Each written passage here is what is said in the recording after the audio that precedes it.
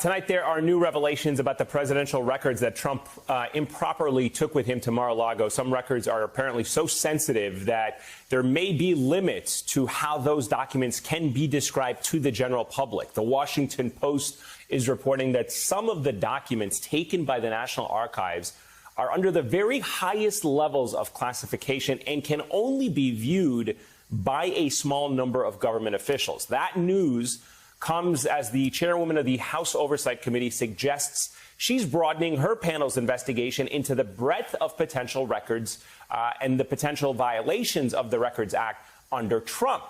I am now joined by the chairwoman of the House Oversight Committee, Congresswoman Carolyn Maloney. Congresswoman, thank you so much for joining us this evening. Let me start out by asking you, what additional information are you requesting from the National Archives at this moment?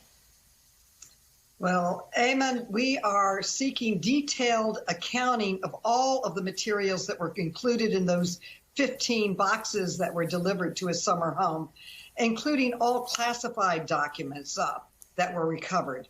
All classified documents have already been sent to the Department of Justice for their review and follow-up. We're also seeking the documents that the archives obtained that were ripped up. I'm very interested in seeing what did they rip up. They pasted some of them together, but they literally shipped over torn up documents that the archives are putting together. So we've requested to be able to view all of these torn up documents. And I'm interested, very interested, in the Trump administration's internal communication on how they communicated about these documents, about their efforts to preserve them or destroy them. So we are expanding our investigation. You write, Congresswoman, in the letter to the National Archives that you are deeply concerned that Donald Trump broke the law. Why? Why do you believe that? Because the law says that these documents belong to the American people. They don't belong to him.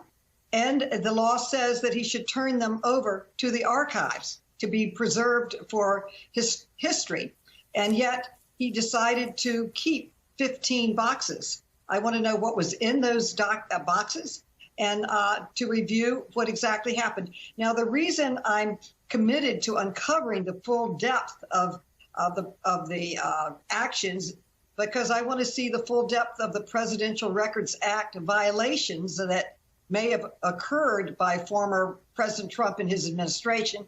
And we need to use these findings to advance critical reforms to prevent future abuses. We need to really have a better control over the documents for the purpose of history, and certainly public documents should not be destroyed. Can I just ask you to expand on something you said a moment ago? You also requested, as you were just saying, documents and communications relating to White House employees or contractors finding papers in a toilet in the White House. What can you tell us about that?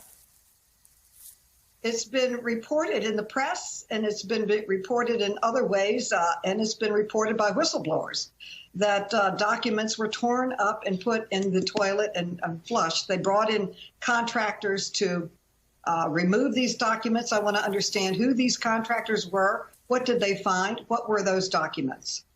It's astonishing when you think about it. Oh, it's absolutely astonishing and troubling.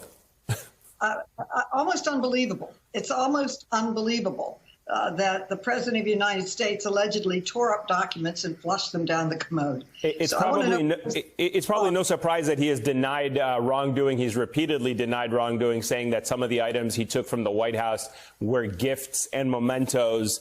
Hard for you to believe that? Your response?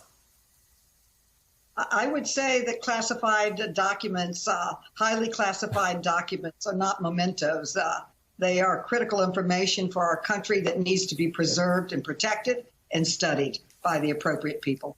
Let me ask you finally, you had the Attorney General Merrick Garland confirmed earlier this week that, in fact, the Department of Justice is looking into this matter. Are you prepared to issue a criminal referral? Do you think the Department of Justice is moving at a fast enough speed in this investigation?